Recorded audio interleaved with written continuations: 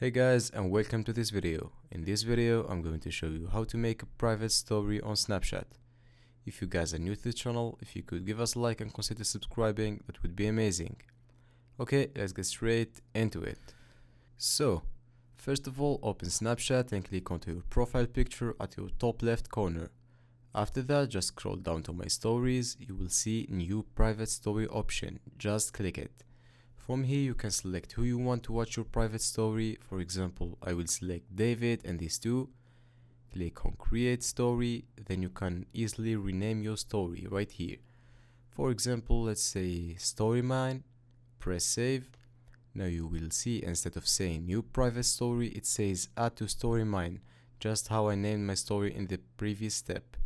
Alright, just click on it and choose what do you want to add to your story, and the last thing, press on whatever you named your story.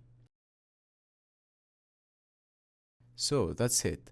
That is how to make a private story on Snapchat. I really hope you found this video useful. If you could give us a like and subscribe, we would really appreciate it. Catch you guys in the next one.